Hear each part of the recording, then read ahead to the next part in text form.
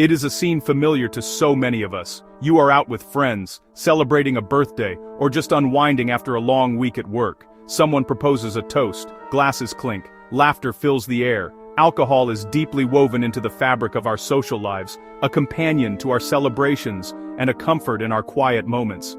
It is so common, so accepted, that we rarely stop to ask a fundamental question: how much is okay?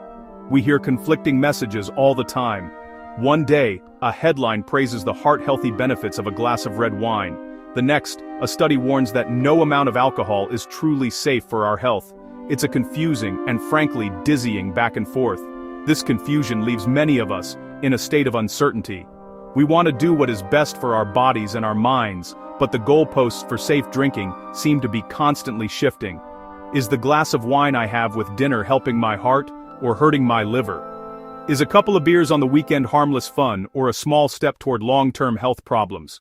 The question of how much is too much is deeply personal, yet the answer has universal implications for our well-being. It is not just about avoiding a hangover the next day, it is about understanding the cumulative impact of our choices over a lifetime. This is not about judging anyone's decision to drink, it is about empowering you with knowledge. Think of it like understanding the nutrition label on your food or the side effects of a medication. Alcohol is a powerful substance, and knowing how it works inside our bodies is the first and most critical step toward building a healthier relationship with it, whatever that may look like for you individually. In this exploration, we will cut through the noise and break down the science in a way that makes sense.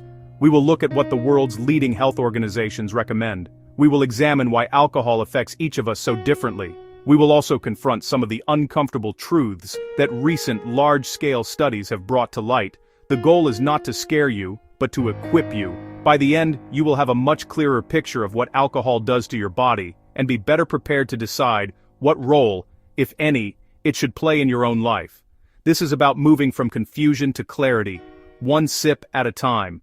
To understand our relationship with alcohol, we first need to understand its peculiar two-faced nature. Scientists call this the biphasic effect.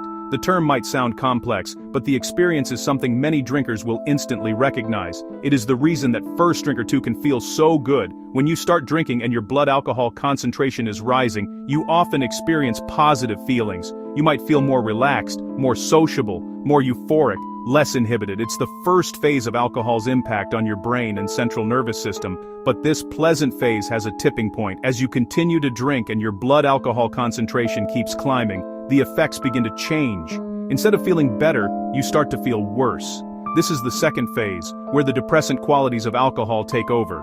The initial feelings of euphoria are replaced by negative ones. You might become tired, sluggish, uncoordinated, sad, anxious. This is the point where the fun stops and the impairment begins. The biphasic effect explains why the line between a good time and a bad one can be so thin. It is a biological switch that flips from stimulation to sedation. So what does safe drinking really mean in this context? From a purely biological standpoint, safe could be defined as staying on the upward slope of that biphasic curve. It means drinking just enough to get the mild, pleasant effects without tipping over into the negative, depressant side. However, this is incredibly tricky to manage. That tipping point is different for every single person, and can even be different for the same person on different days. How much you have eaten, how tired you are. The feeling of a buzz is a sign that alcohol is already affecting your brain function. Therefore, the concept of safe is not just about avoiding immediate negative feelings, or a hangover. It is about understanding that any amount of alcohol is, by definition, a neurotoxin that is altering your brain chemistry. While the initial effects may feel positive, the substance is already beginning to place stress on your body. Defining safety becomes less about chasing a feeling and more about minimizing long-term risk. The biphasic effect is a perfect illustration of alcohol's deceptive charm.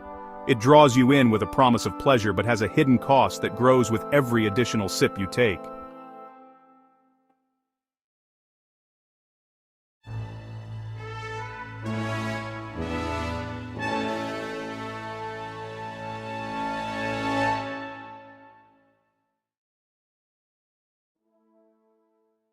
Given the complexities of alcohol's effects, it is helpful to look at what major health organizations recommend. Centers for Disease Control and Prevention, World Health Organization, these groups have analyzed mountains of data to create low-risk drinking guidelines. It is important to notice their choice of words: low risk, not no risk. These guidelines are not a permission slip to drink, they are a harm reduction tool. They define levels of consumption less likely to cause significant long-term health problems for the general adult population. For many, these numbers can be surprising. The U.S. dietary guidelines say if adults choose to drink, do so in moderation.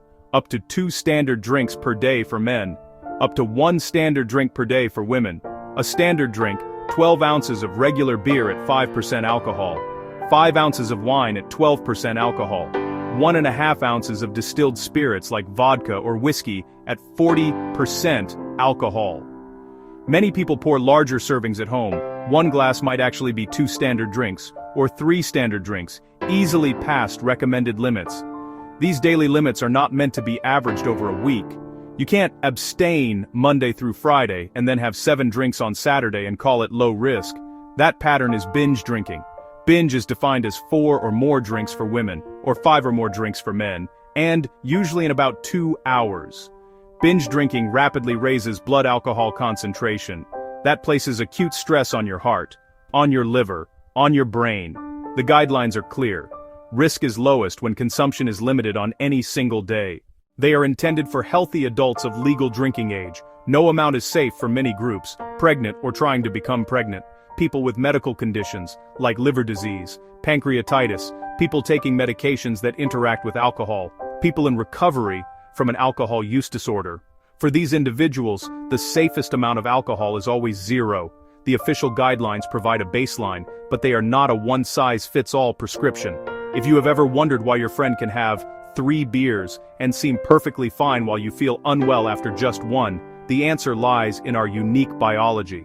There is no universal human response to alcohol. How your body processes it depends on a complex interplay of factors: genetics, sex assigned at birth, body weight, ancestral background. These differences explain why one person's moderate drinking could be another person's heavy drinking. Understanding these factors is key to knowing your personal limits.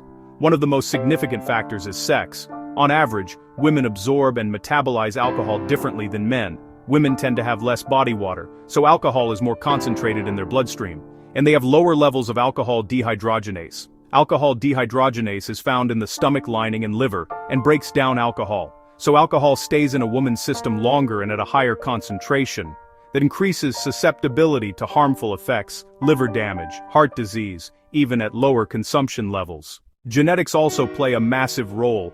Alcohol dehydrogenase breaks alcohol down into a toxic compound called acetaldehyde. Aldehyde dehydrogenase then works to clear that toxin from the body. Some people, particularly East Asian descent, have a genetic variant that makes their aldehyde dehydrogenase less effective. That causes a rapid buildup of acetaldehyde, facial flushing, nausea, a rapid heartbeat. This Asian flush is not an allergy. It is a sign that a highly toxic compound is lingering in the body, increasing the risk for certain cancers. Ultimately, body size, metabolism, age, whether you have food in your stomach all matter. A larger person has more blood and body water to dilute the alcohol. An older person may have a slower metabolism and be more sensitive to its effects. Drinking on an empty stomach allows alcohol to be absorbed much faster, leading to a quicker spike in your blood alcohol concentration. All these variables mean that you cannot simply copy someone else's drinking habits and expect the same outcome. Your body has its own unique instruction manual for handling alcohol. For many years, the public health message around alcohol was nuanced. It often suggested moderate drinking might even offer health benefits. You have likely heard that a daily glass of red wine could be good for your heart. However, in recent years, the scientific consensus has shifted, driven by massive global studies. One of the most influential was the Global Burden of Diseases, Injuries, and Risk Factors study. It was published in The Lancet. Its conclusion was stark and unambiguous.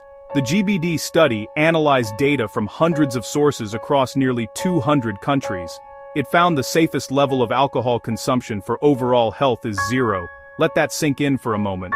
While low levels of drinking might show a very small protective effect against certain heart disease in some people, those benefits are massively outweighed by other risks.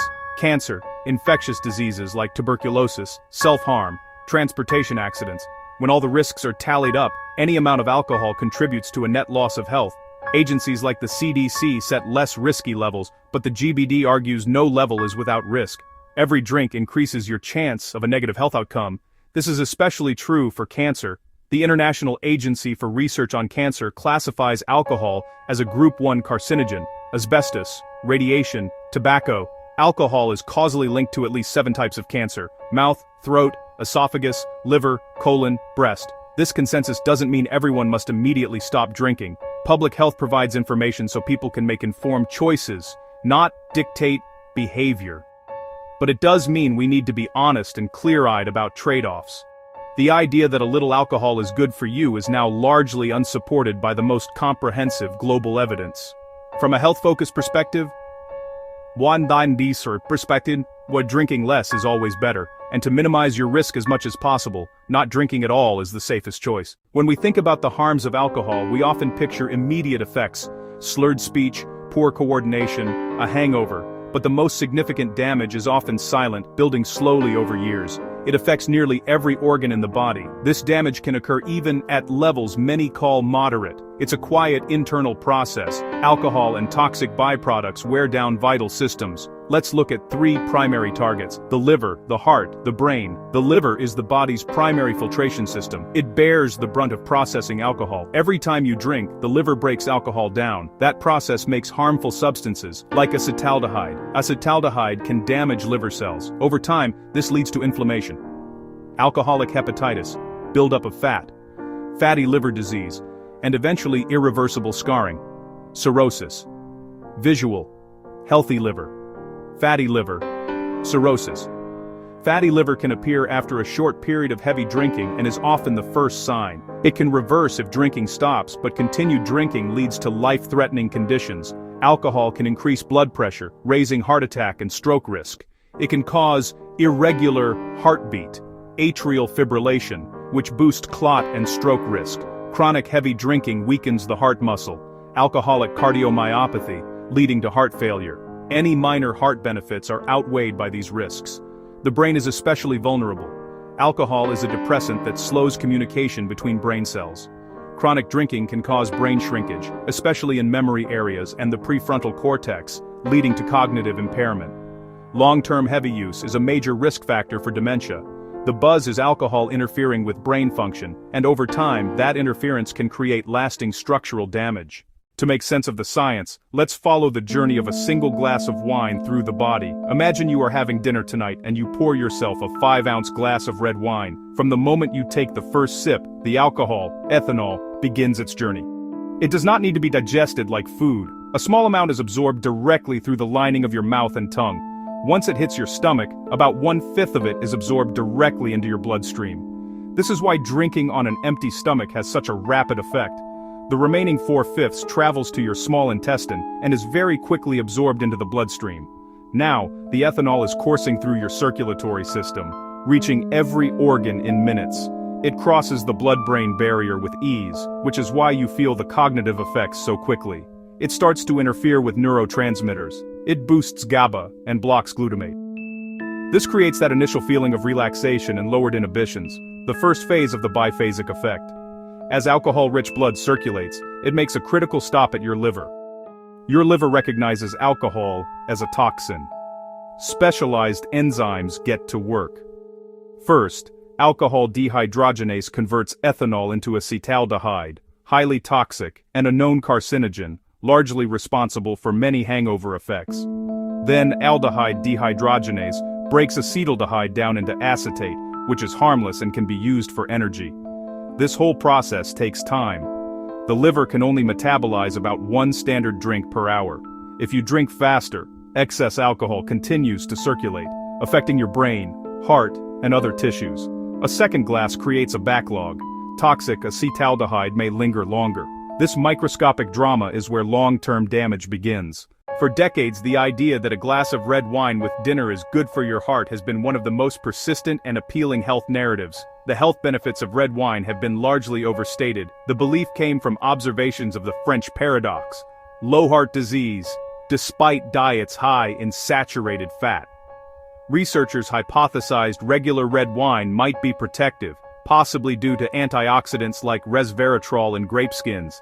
The idea stuck, a nice excuse to enjoy a nightly drink. It felt like a win-win, a pleasurable habit that was also healthy. However, modern science has largely dismantled that myth.